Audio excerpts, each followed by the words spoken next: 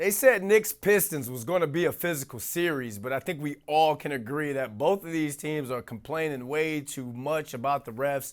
Steph Bondy, our Knicks beat writer, joins us to talk about the series and kind of break this thing down for us. Steph, appreciate you hopping on. Short notice. I know you got the game tonight that we'll talk about in a little bit, but we've got a poll on your column that's on the Post website asking if the complaints about the refs are fair. Around 57% of people think that both teams are whining too much. It's time for Word is Bondy. Is all the finger pointing and all the ref blaming from both sides kind of taking away from an overall really good series? And are you tired of it? Yeah, it is. And frankly, it's not just this series, it's every series, it's every year. It seems to me like no team feels like they ever lose a playoff game anymore. They either feel like they got calls or they didn't. And listen, I understand why Detroit is upset about what happened at the end with Tim Hardaway. I get it. But if Cade Cunningham had hit that shot, had hit that mid-range shot, if Cade Cunningham had hit either of his two shots in the final 67 seconds and didn't turn the ball over, we wouldn't be talking about that. And frankly, I know the NBA said that it wasn't a foul, but it was also a foul when Tobias Harris was jostling under the basket for a rebound with Josh Hart. They let a lot of things go in this game. They were playing. They basically said let them play. That was the referee's mindset. And to complain and blame the referees after every defeat, which has been the story of the season. The Knicks complained after game two.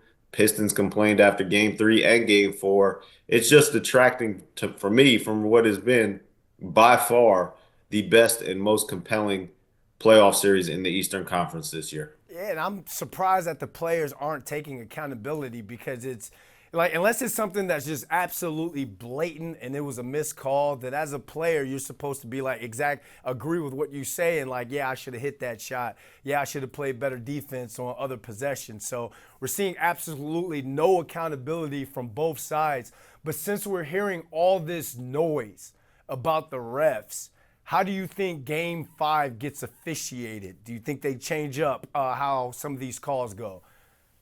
I hope not. I like it when it's physical. I like it when they let them play. So, it's hard for me to say what the refs are going to do. I don't know what's going on in their minds heading into this game, but I've appreciated the way this series has been officiated.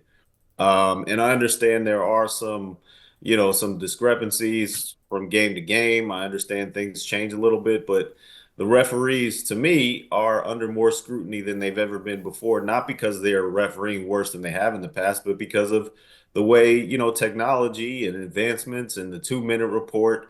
And we get to, scrutinize every call in ways that we weren't able to do in years prior. So I think that's playing a big part of everything. And I do hope going into this game at MSG, where the Knicks are trying to clinch a playoff series at home for the first time since 1999, that it's refereed similarly to what we saw in the last game.